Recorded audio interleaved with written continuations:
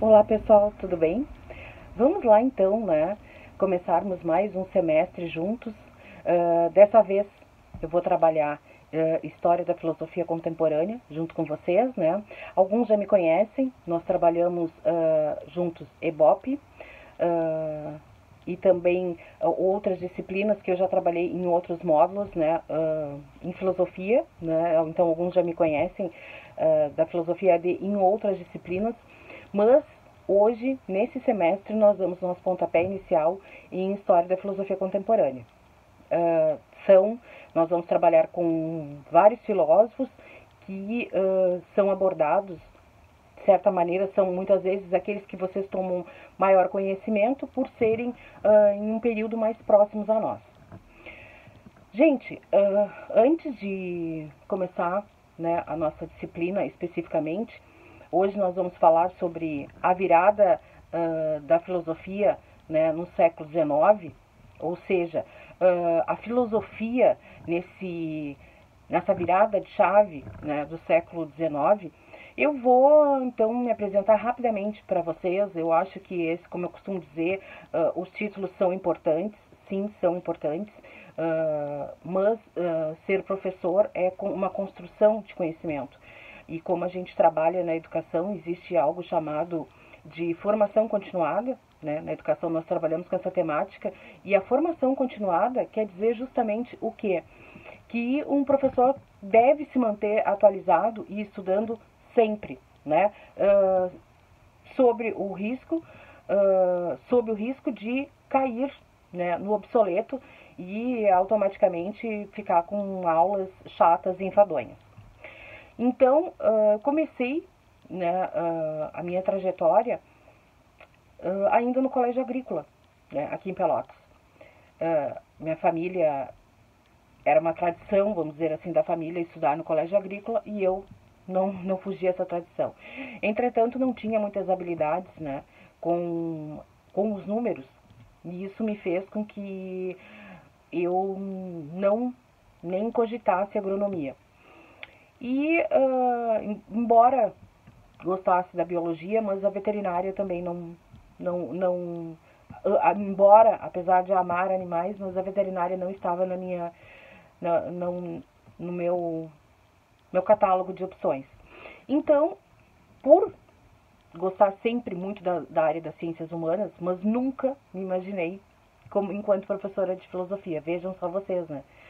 Eu sempre gostei muito da área das humanas e tive pouquíssimo contato com filosofia no ensino médio. Tive mais na área das humanas com a história, né, vamos dizer assim, mais da linguística e do português. E a minha primeira opção foi o curso de Direito, né, que tenho ainda tios e primos que são formados em Direito. Mas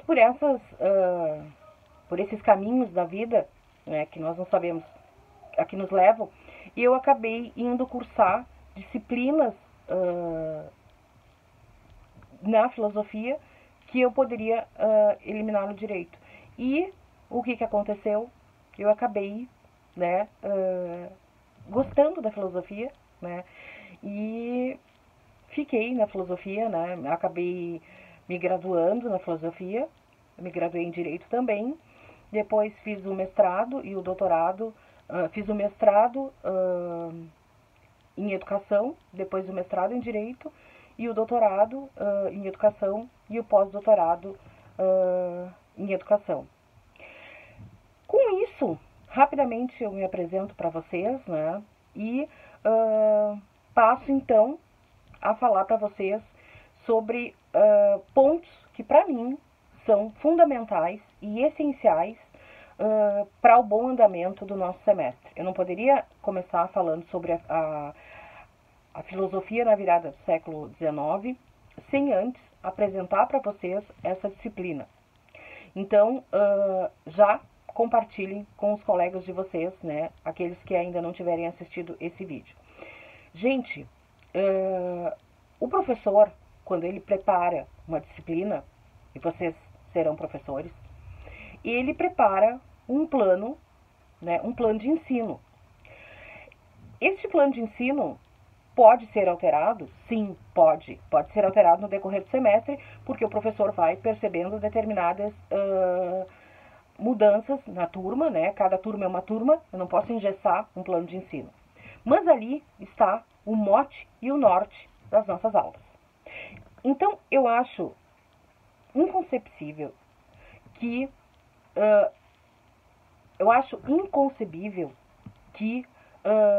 um aluno venha me perguntar, não é, muitas vezes, à véspera do exame, se ele está em exame, não é? Então, senhores, nós estamos no ensino superior, e o ensino superior prima pela autonomia acadêmica, não é? Então, o que acontece? Vocês têm que saberem, não me mandem e-mails perguntando várias vezes as datas, não é, das avaliações, nem tampouco a questão, eu vou para exame, vocês já sabem, né, o quanto vocês têm que atingirem para ir para exame.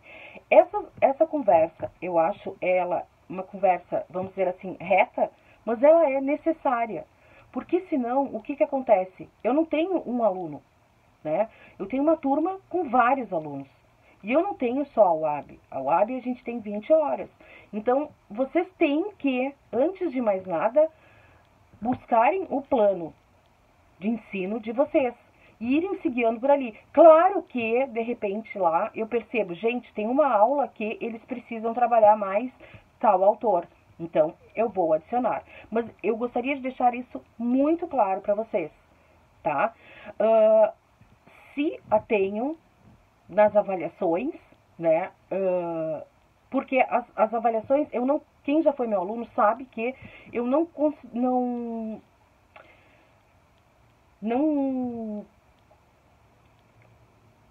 costumo ser uma professora com avaliações esdrúxulas, com questionamentos, vamos dizer assim, eu não gosto desse terrorismo. Isso não faz parte do meu repertório, tá? Mas o que eu quero dizer para vocês? Façam as avaliações a sério, tá? Porque eu considero o seguinte, se o aluno teve todo o semestre para ser aprovado, por que ele vai recorrer aos 45 do segundo tempo? Ou seja, é toda a matéria. Então, eu quero deixar bem claro o seguinte, não é o grau de dificuldade das minhas avaliações que aumentam. Não, são todas sempre no mesmo padrão, tá? O que acontece é que é toda a matéria. Entende? Então alguns dizem, eu achei mais difícil, mas não é que seja mais difícil. O problema é que se tu dividir uma empreitada, a metade, 50% primeiro e depois 50% depois, vai ser mais fácil do que tu levar todos aqueles tijolos em uma só vez. Tá bom? Então assim eu começo a nossa fala. O plano de ensino, com as datas das avaliações e com todas as considerações que nós temos, ou seja, com essas nossas regras, ele está postado na página. Então, eu gostaria que vocês comunicassem aos demais. Porque muitas vezes eu não tenho, quando eu vou ver o e-mail de vocês, eu não consigo responder em tempo hábil, né? Então, isso é que me preocupa um pouco, tá? Mas também não é preocupação. Gente, hoje então nós vamos começar falando, né? Nós vamos entrar na nossa disciplina, né, História da Filosofia Contemporânea, falando justamente nessa noção que é a virada da filosofia no século XIX. E qual a questão disso, qual a importância desse ponto? Eu não posso, quando nós trabalhamos, uma coisa é quando eu dou aula para o ensino, vamos dizer assim, para séries iniciais. Eu preciso que a criança entenda que existe uma, vamos dizer, hipotética, linearidade, né, que é o que a gente chama a linha do tempo.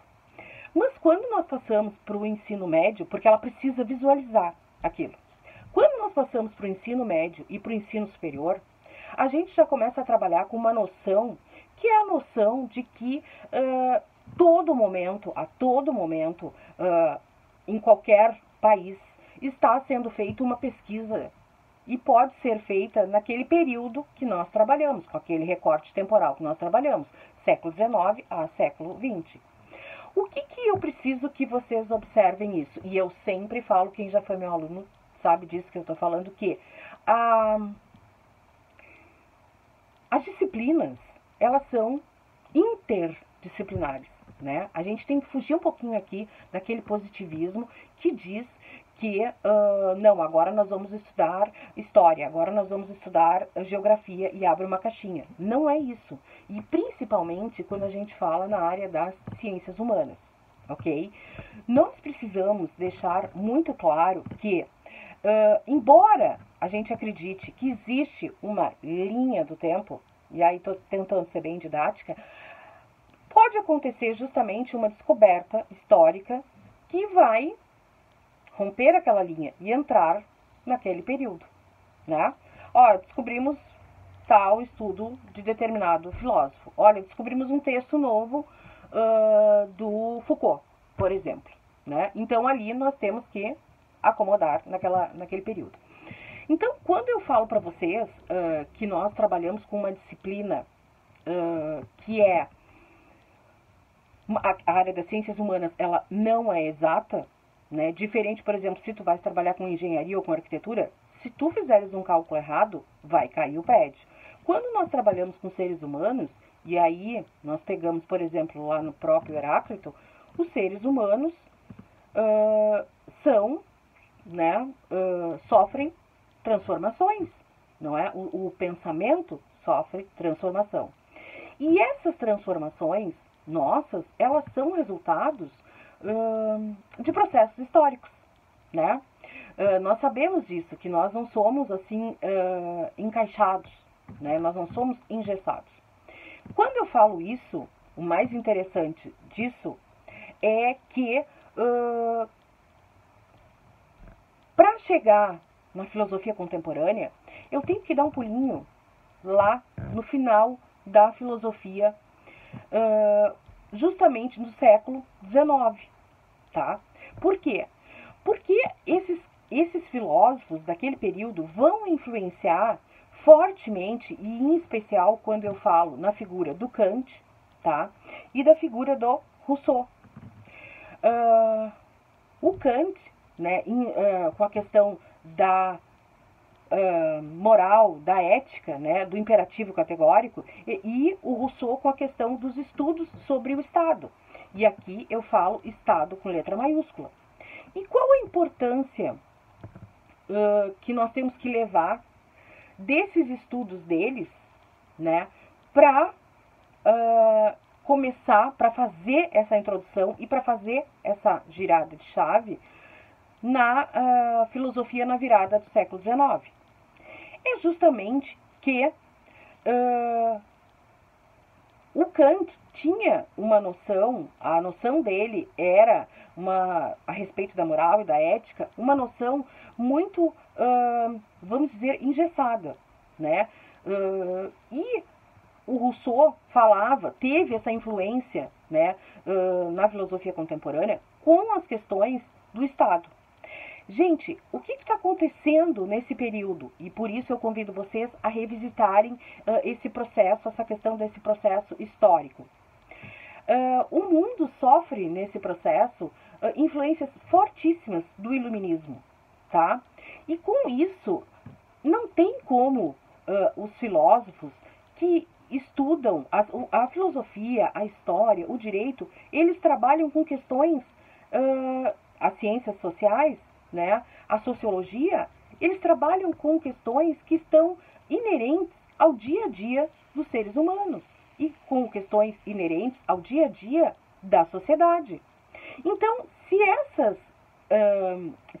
a filosofia, se a história, se as ciências sociais, se o direito, se eles não se adaptarem a essa realidade social, ele cai no obsoleto, tá? Ou seja, hoje nós falamos no Foucault, nós falamos em Simone, nós falamos em Sartre, nós falamos em Kant, nós falamos em Rousseau, porque eles ainda são extremamente importantes nos estudos da nossa sociedade, do nosso dia a dia.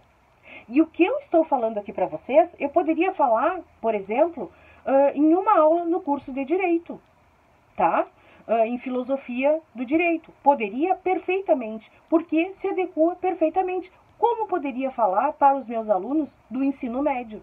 Por quê? Porque eles vão precisar ter esse raciocínio interdisciplinar para trabalhar, para fazer um PAV, para fazer um Enem. E são esses alunos que vocês vão trabalhar. Entendem? Então, o que vai acontecer?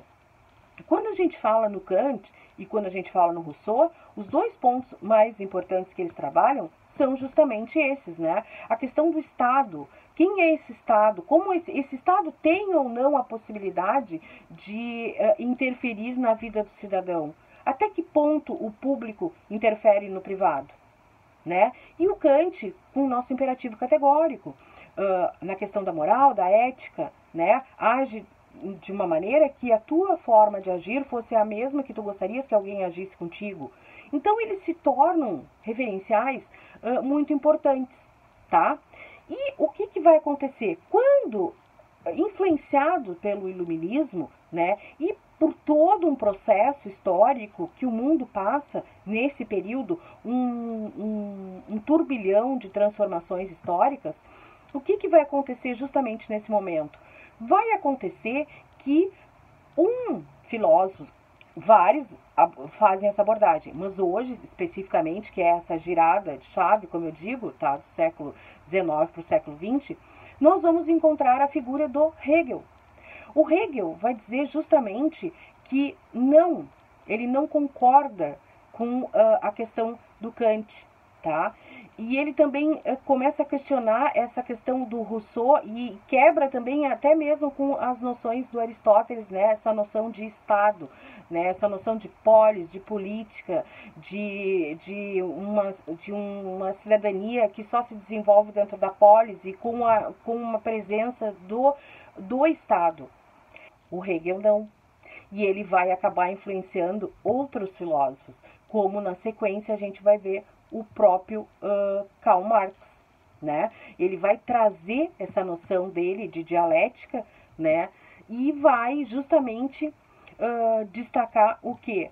Que nós temos essa possibilidade, né? E isso vai ter uma leitura de ética diferente, né? E quando a gente fala numa leitura de ética, a gente está falando numa leitura do que seria uma leitura do espaço social, né? Aonde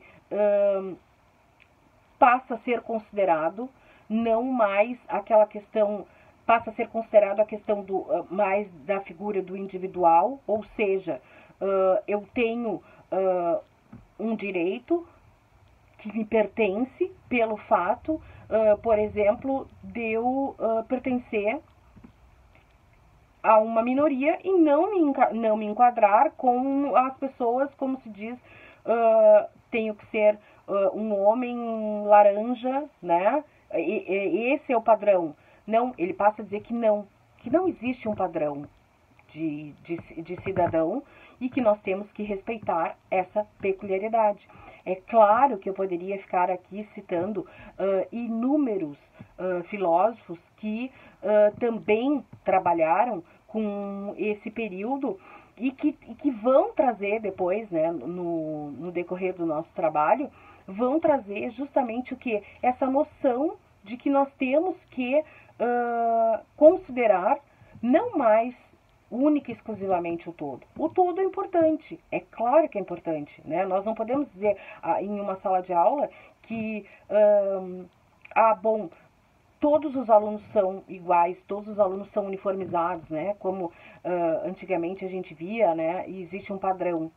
Gente, a gente sabe que não hoje, e as ideias que nós temos hoje, elas são extremamente, vamos dizer assim, influenciadas, né, por essa batida dessa virada de chave, né, que passa do século XIX para o século XX e para a filosofia contemporânea, que é justamente o que?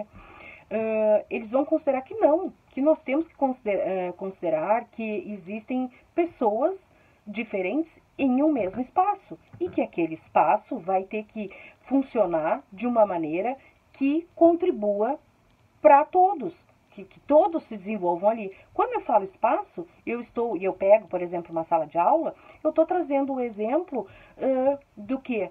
Eu estou trazendo o exemplo do Estado, né? Então, quando eu falo no direito das crianças, né, no Estatuto da Criança e do Adolescente, ou quando eu falo do Estatuto do Idoso, eu estou falando do quê? De períodos da vida do cidadão, né? E aí eu não estou nem pegando a questão de sexo, né? Sexo feminino ou masculino, mas peculiaridades que essas pessoas têm que serem protegidas.